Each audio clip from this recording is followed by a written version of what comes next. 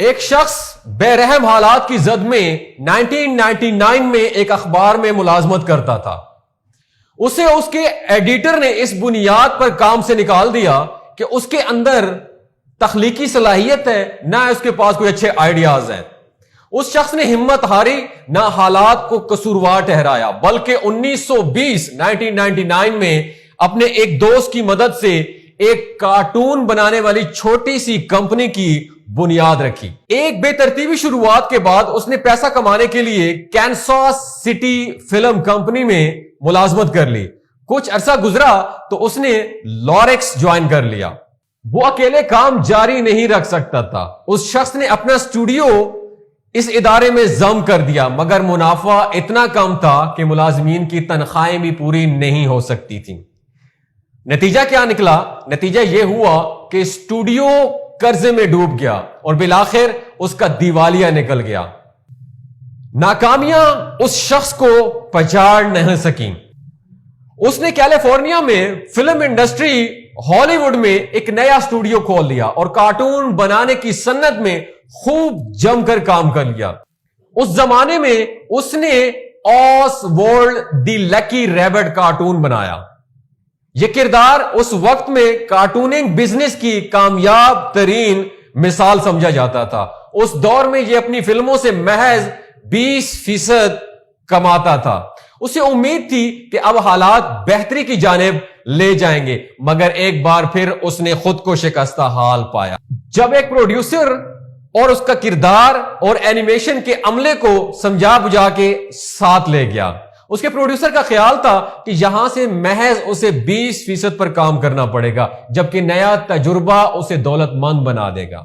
جب اکثر لوگ کم اجرت کی شکایت کرتے ہوئے واپسی کے لیے اپنے بیگ پیک کر رہے تھے تو یہ حوصلہ مند آدمی ایک نئی اور دھماکہ خیز سیریز بنانے کا منصوبہ بنا رہا تھا. کارٹون کی دنیا میں اسے مکی ماؤس کے نام سے جانا جاتا ہے، اور یہ ذکر ہے اپنے عہد کے مشہور انٹرپرینور، کارٹونسٹ، اینیمیٹر، صداکار اور فلم ساز والٹ ڈیزنی کا.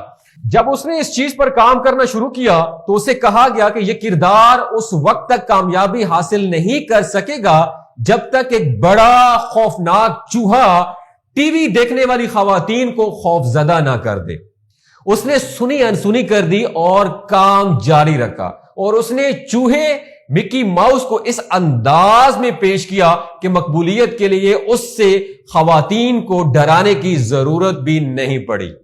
آج کئی دہائیاں گزر جانے کے باوجود مکی ماؤس کی کہانی جاری و ساری ہے، اور شائقین کی بڑی تعداد ٹک ٹکی باندھے اسے سن اور دیکھ رہی ہے.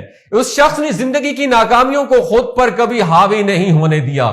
آج شاید کوئی باخبر شخص ایسا ہو جس نے ڈیزنی کے بارے میں نہ سن رکھا ہو. یہ کہانی آپ لوگوں سے شیئر کرنے کا صرف ایک مقصد ہے کہ منفی سوچ اور عدم اعتمادی پر قابو پانے سے انسان کا اپنے مقصد حیات پانے کے لیے جذبہ مزید بڑھ جاتا ہے. انسان اپنے مسائل پر آہستہ آہستہ قابو پا کر زندگی میں کامیابیاں سمیٹنے لگتا ہے. اس لیے عقل مندی کا تقاضا تو یہ ہے کہ آپ اپنے مسائل کے بجائے خود پر بھروسہ رکھتے ہوئے مثبت سوچ کے ساتھ ان سے نکلنے اور ان کے حل کے بارے میں سوچیں. کوئی بھی مشکل اتنی بڑی نہیں ہوتی کہ آپ اس پر قابو نہ پا سکیں. بس ضرورت یہ ہے کہ آپ اپنے آپ کو اور اپنے سوچنے کے انداز کو بدلیں. یاد رکھیں، یہی کامیابی کا راز اور کامیاب افراد کا شیوا ہے.